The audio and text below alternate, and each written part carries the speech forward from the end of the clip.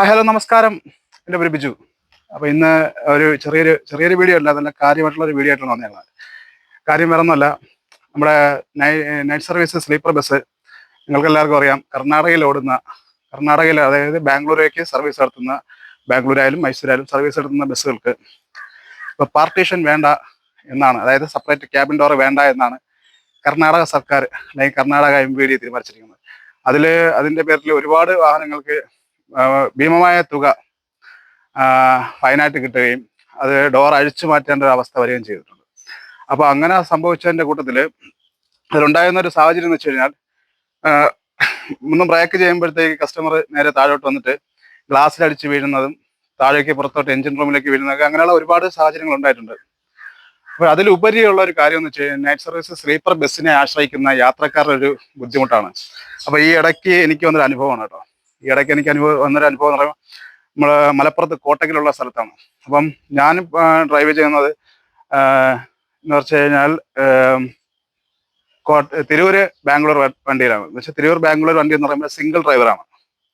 അപ്പോൾ single driver മാത്രമുള്ള വണ്ടിയാണ്. അപ്പോൾ അതിനകത്ത് നമ്മൾ യാത്ര ചെയ്യുന്ന സമയത്ത് പാർട്ടീഷൻ ഇല്ല. സ്വാഭാവികമായിട്ടും മുമ്പ് നമ്മൾ പാട്ട് വെച്ച് കേൾക്കുമായിരുന്നു, നമ്മൾ സ്റ്റാഫുമായിട്ട് നമ്മൾ സംസാരിച്ചുകൊണ്ടിരിക്കുമായിരുന്നു. അപ്പോൾ അങ്ങനെയൊക്കെയുള്ള സാഹചര്യങ്ങൾ ഉണ്ടായിട്ടുണ്ട്. ഇപ്പം പക്ഷേ നമുക്ക് സാഹചര്യം വളരെ കുറവാണ്. എന്ന് വെച്ച് കഴിഞ്ഞാൽ കൂടെ ഇരിക്കുന്ന ആളോട് സംസാരിക്കാനോ അല്ലെങ്കിൽ മ്യൂസിക് കേൾക്കാനോ ഒന്നും പറ്റില്ല. ഹെഡ്ഫോൺ വെച്ച് മ്യൂസിക് കേൾക്കാമെന്ന് വിചാരിച്ചു കഴിഞ്ഞാൽ നമുക്ക് സൈഡിലുള്ള സൗണ്ടുകളോ അല്ലെങ്കിൽ ബാക്കിൽ നിന്ന് ഹോണിൻ്റെ സൗണ്ടുകളോ ഒന്നും കേൾക്കാൻ കഴിയില്ല. അപ്പോൾ അങ്ങനെയുള്ള സാഹചര്യമുണ്ട്. അപ്പോൾ അങ്ങനെ വരുമ്പോൾ സ്വാഭാവികമായിട്ടും നമ്മൾ ചെയ്യുന്നത് എന്താണ്, നമ്മൾ കൂടുതലായിട്ടും കൂടെ അടുത്തിരിക്കുന്ന ആളുമായിട്ട് സംസാരിക്കണം. വെച്ചാൽ നമുക്ക് ഉറക്കം വരുന്ന സമയം, കാരണം വെച്ചാൽ ഞങ്ങൾ മനുഷ്യനാണ്. ഒരു മനുഷ്യനെ സംബന്ധിച്ചിടത്തോളം, ഒരു ഡ്രൈവറെ സംബന്ധിച്ചിടത്തോളം ഉറക്കം വരാതിരിക്കാനുള്ള ഒരു മരുന്നും ഇന്നുവരെ ആരും കണ്ടുപിടിച്ചിട്ടില്ല. അതാണ് വാസ്തവം. അപ്പോൾ സ്വാഭാവികമായിട്ടും നമ്മൾ സിംഗിൾ ഡ്രൈവറൊക്കെ വണ്ടി ഓടിച്ചുകൊണ്ടിരിക്കുമ്പോൾ സ്വാഭാവികമായിട്ടും നമ്മൾ എന്ത് ചെയ്യും, നമ്മൾ സംസാരിക്കുന്നപ്പോൾ അവർക്ക് ഡിസ്റ്റർബ് ഉണ്ടാവും. അത് നമ്മുടെ ഒരു ഡ്രൈവർമാരുടെ ഒരു എന്താ പറയുക, ഒരു പിഴവായിട്ട് നിങ്ങളാരും കാണേണ്ടതില്ല. മനസ്സിലായില്ലേ? അതിൽ ഇന്നലെ ഞാനിപ്പോൾ ഏകദേശം എനിക്ക് തോന്നുന്ന ഒരു 90 ദിവസമായിട്ട് ഉണ്ടാവും ഈ ഡോർ അഴിച്ചു മാറ്റിയിട്ട്, ക്യാബിൻ ഡോർ അഴിച്ചു മാറ്റിയെന്ന്. അതിൽ ആദ്യമായിട്ട് ഈ 90 ദിവസത്തിനിടയ്ക്ക് ആദ്യമായിട്ട് വന്നൊരു കംപ്ലൈൻ്റ് ആണ് ഈ കഴിഞ്ഞ ദിവസം ഉണ്ടായത്. ഒരു ലേഡിയാണ് കംപ്ലൈൻറ്റ് ചെയ്തത്.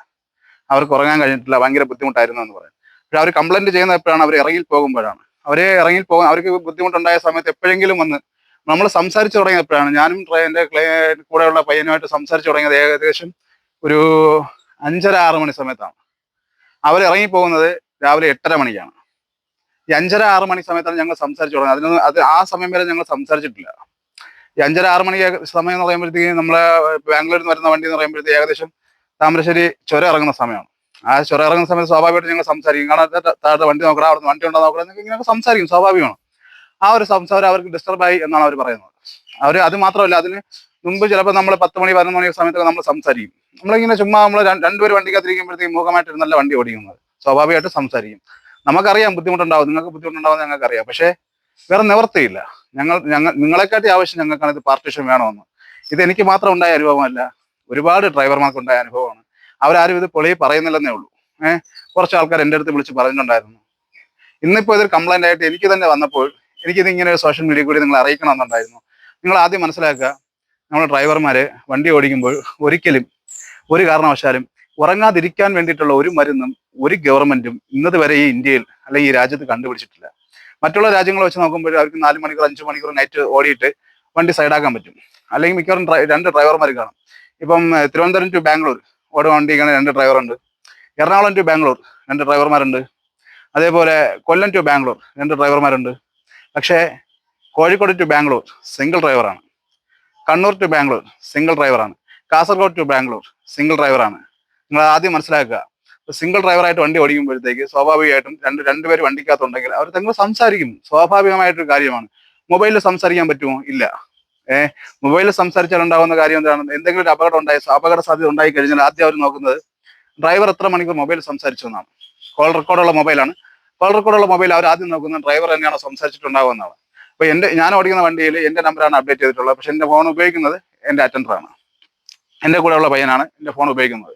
അപ്പം അങ്ങനെയൊക്കെയുള്ള ഒരുപാട് സാഹചര്യങ്ങൾ ഉണ്ടായിട്ടുണ്ട്. അപ്പോൾ നിങ്ങൾ ആദ്യം മനസ്സിലാക്കുക, ഇത് ഞങ്ങളുടെ ഈ പാർട്ടീഷൻ വേണമെന്നുള്ളത് പാസഞ്ചറിനെ കാട്ടിയ ആവശ്യം ഞങ്ങൾക്കാണ്. മനസ്സിലായില്ലേ? കാരണം സ്വാതന്ത്ര്യം ഇല്ലാത്തത് നമുക്കാണ്. നിങ്ങൾ സുഖകരമായി ഉറങ്ങുക എന്നുള്ളത് തന്നെയാണ് ഞങ്ങളുടെ ആവശ്യം. പക്ഷേ കർണാടക സർക്കാരിൻ്റെ ഈ ഒരു നിയമം ഇങ്ങനെ വന്നതുകൊണ്ടാണ് ഈ ഒരു അവസ്ഥ ഉണ്ടായിപ്പോയത്. നിങ്ങളടുത്ത് ക്ഷമ ചോദിക്കുക എന്നല്ലാതെ ഞങ്ങൾക്ക് അതിലുപരി വേറെ ഒന്നും ചെയ്യാനില്ല. ഇന്നത്തെ വീഡിയോ അവസാനിപ്പിക്കുന്നു. Thank you.